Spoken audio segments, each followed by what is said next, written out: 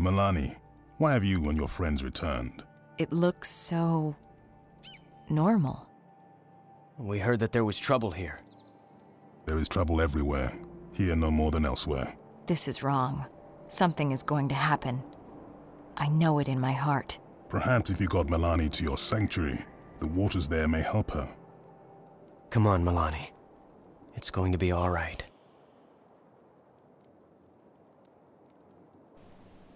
Okay, so that happens, right, but we go to Nundu Bay to speak to the other dreamer, so it's all getting a bit weird and sort of mixed up right now. And obviously she could be wrong, obviously nothing's going on. I love this outpost, by the way, this is so cool. They obviously put a lot of detail into this. Just look how scenic that looks. I should have done one of my scenic shots here.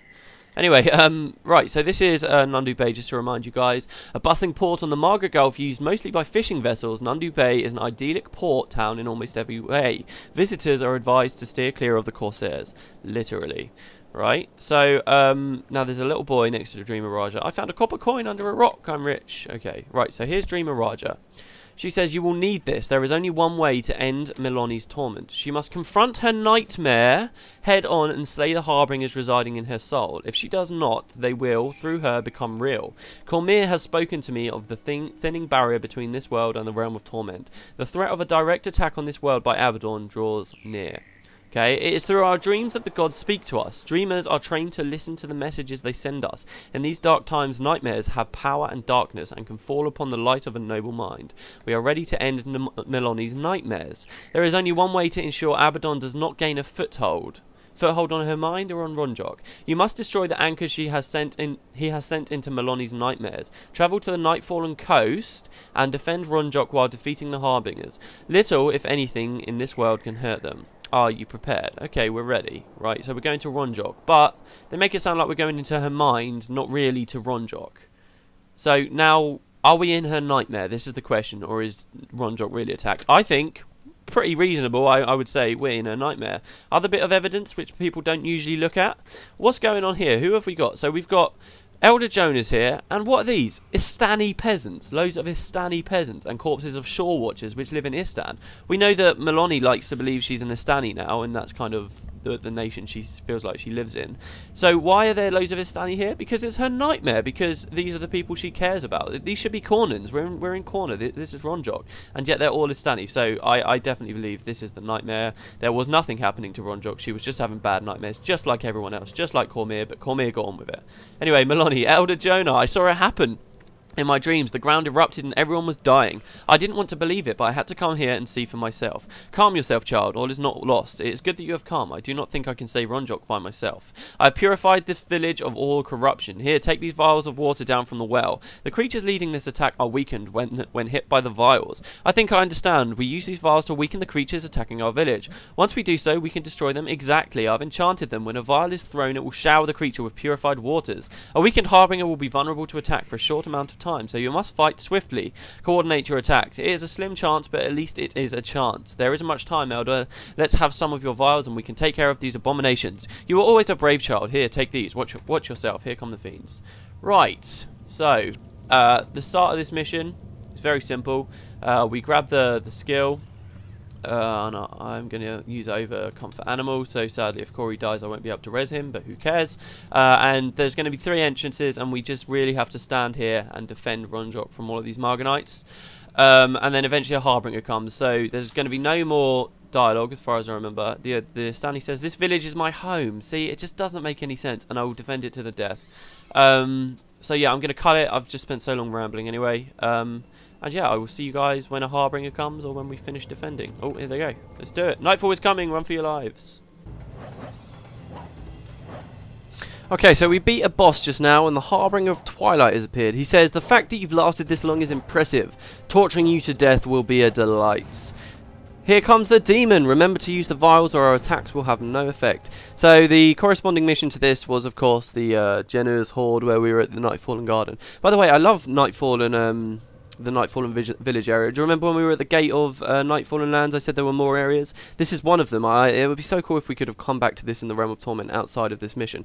Because in the scope of the mission, you don't it's like the Nightfall and Garden. Within the mission, you don't actually see too much. So there I just used the vial there on him, which means he can actually take damage. And then you can try and kill him. But I'm not going to be able to kill him before it wears off. But then you've got to just wait and throw another one at him. But yeah, this is like one of those areas within the mission you don't actually get to see much of the areas around, so you lose out on a lot of sort of all the crafting that ArenaNet put into the map. At least with the Nightfall and Garden, after the mission you can always go back there, because the Garden of Sepulchre stays Nightfall until you complete the game. There's no quest to do there or anything, but it's just nice to be able to go back there. This really is quite a weird one because you only see it in the mission. Just look at that sky, it's pretty cool, isn't it? Anyway, so that's the Harbingers, and now I've just got to stand here for like ages and do it again. So I will cut it until we're ready for the next stage of the mission after we've defended Runjok. Okay, so another boss is down. The Harbinger says, you got lucky once, but you won't get lucky again, and he's going to charge us. It's all in the reflexes, be on guard, another Harbinger is coming, so we're going to have to throw another vial of water. Do you remember in the other mission where it was lights, you had to use the light from the tree? But I think it was the tree. Yeah, the Saborin tree, wasn't it? It was the light from that. But this time it's just a vial of purified water. It seems a little bit... that could be another kind of loose reason for why it could be a dream, just because it's such a simple little thing.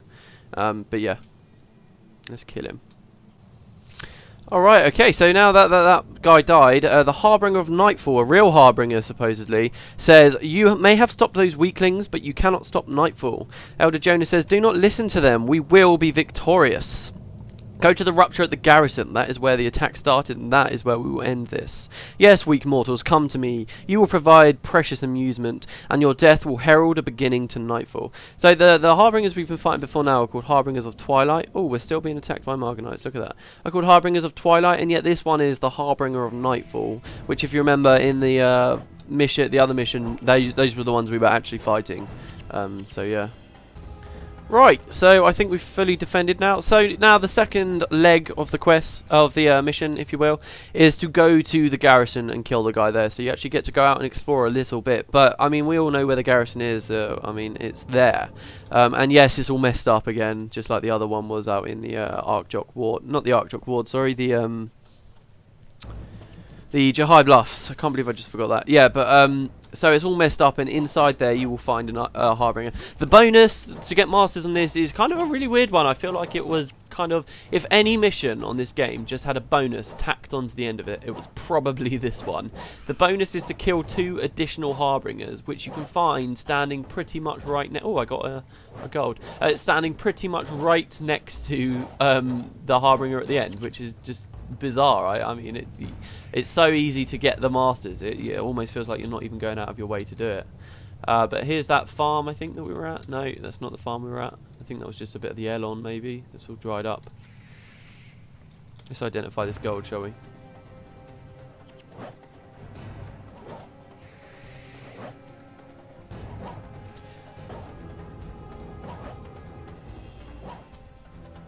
Okay, so here we are at the Garrison now, and you can see that there's a Harbinger of Twilight, sorry, coming through at us.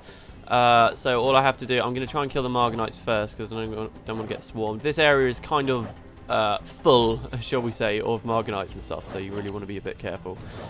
Kill the rest around, and then obviously throw the Vial of Dye. Vial of purified water at the Harbinger. And he'll go down like a sack of potatoes. Here's our bonus thing, just defeat 2 additional Harbingers. And yeah, like I said, they're right next to the main one, which is just rather odd. And he's down. So there we go. This is the bonus. I'll just mop these guys up.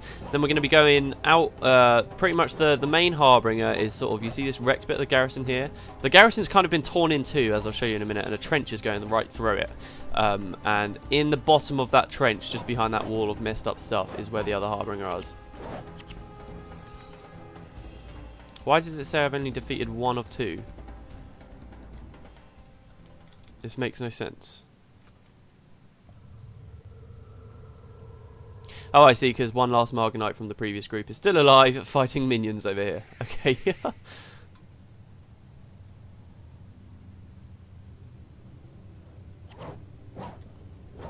There we go, that's 2 of 2. So you've got to kill their whole groups, not just the Margonites. So yeah, this is the trench here, and as you can see, it's kind of ripped through the garrison. And we come in. I'm not sure why the trench is here. Is it because the Harbinger kind of just torn his way through the land? That'd be quite cool, wouldn't it? And in here, inside it, in the middle, you can see the Harbinger of Nightfall. Lots of Margonites around him, so I'm going to just try and grab a 1 or 2. Oh no, that didn't work at all. And lots of eyes watching you from the wall, which is quite cool. And these eyes are very similar to something we're going to be seeing in the heart of Abaddon, which I'm going to be doing in the episodes that show the stuff after Nightfall, which should be great. Overall, it's a very, very simple mission. And probably a hell of a lot more boring, actually, than the one with Kos, because at least the one with Kos, you know, has got a bit of difficulty to it. So there we go, he's dead, and we got the Master's Reward. You were right. I was right. Would that I have been wrong. How are you feeling? Better. It was like some dark weight was in my mind, crushing the hope out of me. It may be tied to the eruptions. My heart says it is. Sometimes you have to trust your heart. I understand. I think Kos understands that as well. Kos. He's just so irritating. Agreed. But sometimes you have to trust your heart. I suppose you're right. You think we should talk, him and I? Yes, and you will, when the time is right. For my sake, I hope that time is soon. I don't like how we suddenly seem to become like a couples counselor, just, you know. And okay, so the ending cutscene says, "Oh, you were right." Okay, so take of it what you will, guys. This is the bit with Varesh in the desert. Take of it what you will. I really don't think that was real. I think that was going into her mind, but they leave it ambiguous, which I like. So it's up to you to decide whether we made the right decision in our Let's Play, going to help out at the garden. But yeah, I'm going to skip this since we've already seen it. First cutscene I've ever skipped in the LP. Oh, it feels weird. I feel dirty. Okay, there we go. So, so yeah, those were the missions. That's all 3 of them. Those were the choices that we didn't make. There are some other choices to do with Acolyte, Jin, and Susuke, which I'll be showing you. And there were also some optional heroes, Jin, no, sorry, not Jin, Elias and Zenai, which I will show you in the next episode. And I really hope it won't be split, because this one obviously will have to be split. But yeah, so I really hope you enjoyed the episode, guys. Join me next time, and that will be the last episode before we start looking at all the exciting stuff that happens at the end, going into the heart of Abaddon, and indeed the final realm within the realm of torment, which should be great. So, so yeah, I hope you enjoyed the episode, and I will see you next time.